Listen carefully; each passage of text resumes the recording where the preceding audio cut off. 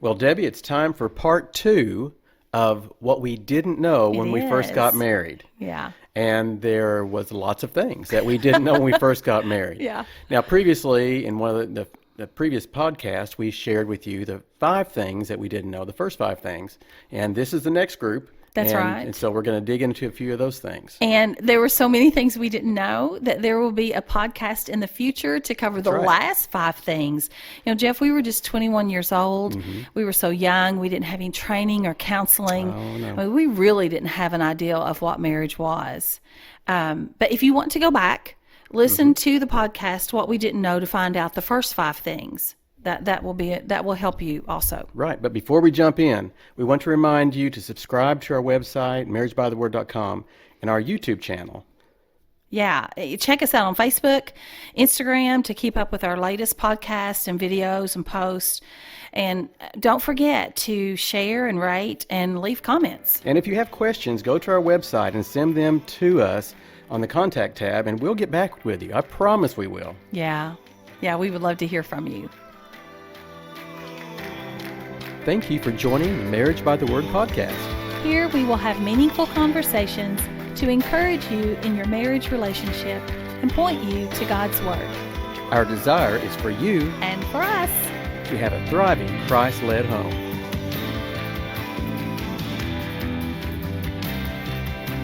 okay, let's get started. And we want you to hold on because we're going to go through these quickly so we can cover right. all 5. Yeah. The first one we want to talk about is we didn't know how to prioritize time with our parents. Jeff, we said the phrases so many times, but we've always done it. I've always done it this way. That's right. Yeah. But this is how my family has always Right. done it. Christmas and birthdays and all that Holidays, stuff. Holidays. yes. Oh, yeah. And They were even tough. even just throughout the weeks, you know, just throughout time, the first year or two, we struggled with prioritizing our marriage. And there was some times that whenever we moved away and from family, sometimes it got a little easier, but still, holidays and stuff were a struggle. Yeah, yeah, but it did help us when we moved away. It did. It takes time to become one, It does. and that's you know what Genesis 2:24 tells us. That's why a man leaves his father and mother and is united to his wife, and they become one flesh. One flesh. But that does take time to understand. We had to learn, and I had to learn, to prioritize you and to put you first above family and above traditions and above all of that, and to realize that we were a family and that my extended family or my original family was now secondary to you. Right. Your immediate family and my immediate family became extended family. That's exactly right. And we became immediate family. And I know we have talked with some of the couples that we've done premarital counseling with, and they come back later and say, you were right. Yeah.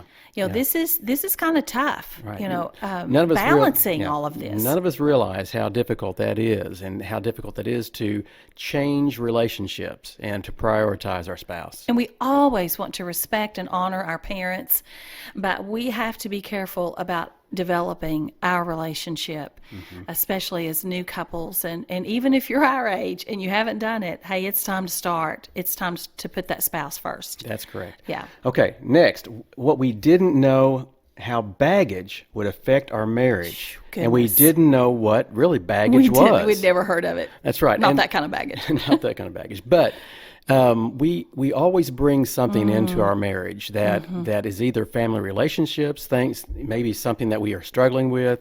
Maybe it's even a past sin. Maybe it is just relationships that we've had in the past. We bring that into our marriage, and we don't really realize how that's going to affect our marriage. And sometimes it just pops up. Right. And you know, it can be personality. Some things are good, Jeff. Some things are good. We brought a strong spiritual heritage into our family. So there's good things. Right. But there's also personalities, and everyone has said, you're just like your mother or you're just like your father. But we don't realize that that's baggage sometimes that we're bringing in. That's right.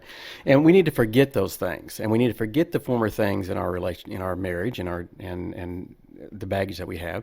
And in Isaiah 43, 18 and 19, it says, "Forget the former things. Do not dwell on the past. See, I'm now doing a new thing. Now it springs up. Do you not perceive it?" So sometimes we need to forget the former things, that baggage that we have, and focus on a new relationship that God has given us and the spouse that's right in front of us. Well, and we have to be intentional with that. Oh, absolutely. And so after years of marriage, you and I sat down and, we talked about some of the things that we brought in, and we intentionally decided to keep what was good and to change what was not healthy for our marriage, and to change our personalities and the way we viewed things. So yeah, we want to make future generations healthier and better, and to cling to what's good. Yeah. Now listen, we have 2 posts on our website, baggage removal and have you checked your bags. So we encourage you to go to marriagebytheword.com. Our website. Yeah, and check that out, because we go into depth more. We go into the process of clearing out that baggage. And so that'll be good. That'll be good to read. Appreciate you checking that out. Yeah. What's next? Now, the next one, we did not know that we should continue to date.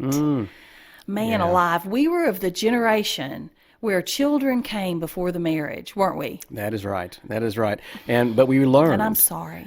We have learned really am. that the order has to be God first, our spouse second, Yes. children, and then other things after that. Yes. And that took a while for us to learn that. It took a while for us to realize that our spouse has to be before our children, and with that we need to treat our spouse like we did when we first were dating, and even when we were first married. And no one told us that.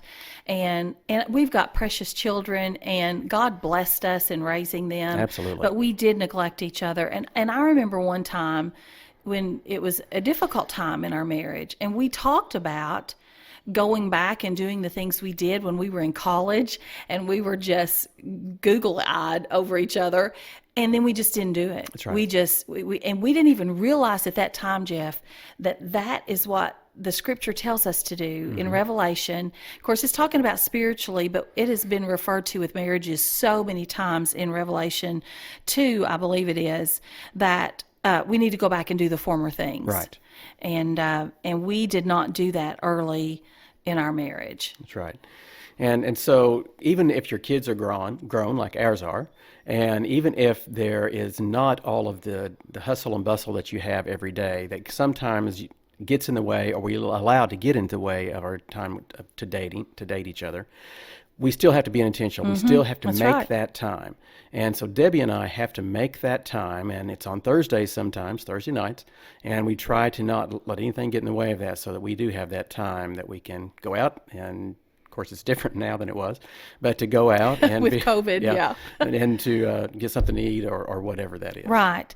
And we finally did, back when we started listening to Jimmy Evans with Marriage Today, we listened to a tape where he talked about that, to go back and do the former things. And we just looked at each other. We knew it took us back to that conversation we had years before. We knew we should have done that then. But we started, and we started, you fix up a little bit more, you make a plan. I mean, we're together all the time, but it's still different. Jimmy Evans saved a lot of our marriage, didn't he? He did. He's awesome, and we encourage you to check out Marriage Today. Absolutely. He has so much wisdom and so many years of experience and teaching.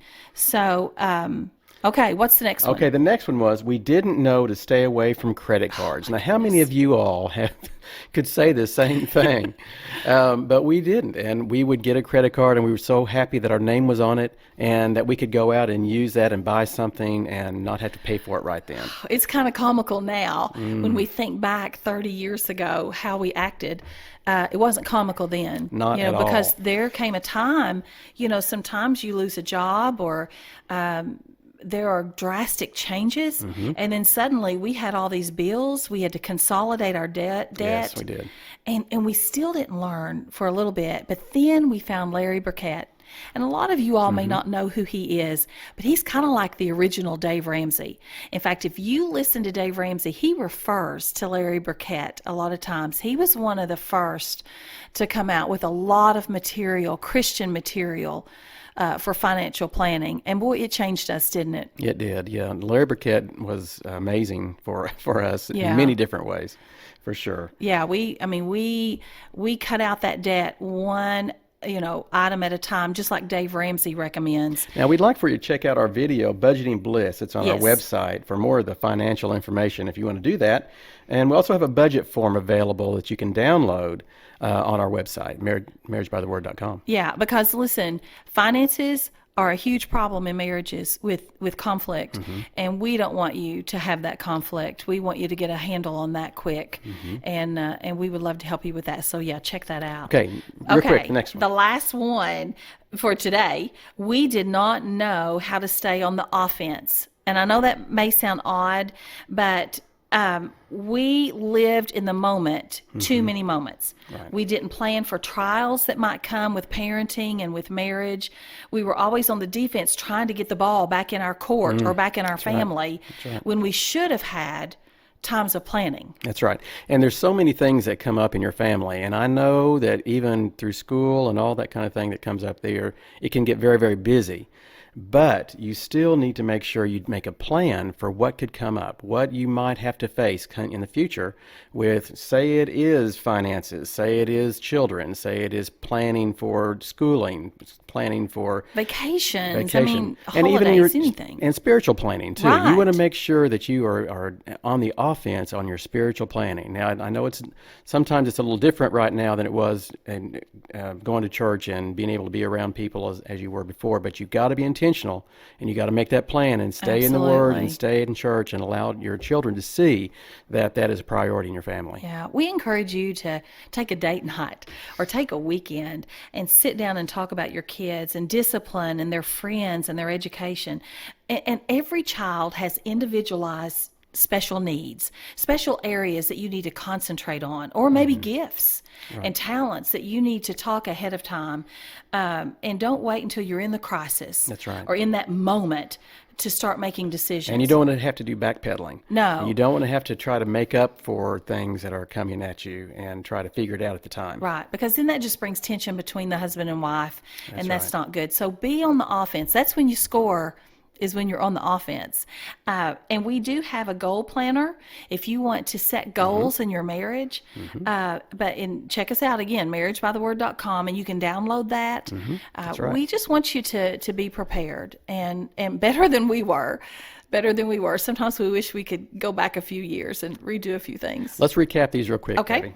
Okay, the first one, we didn't know how to prioritize time with our parents. Right. And we didn't know even what baggage was. We didn't know how to date. And we didn't know to stay away from those credit cards.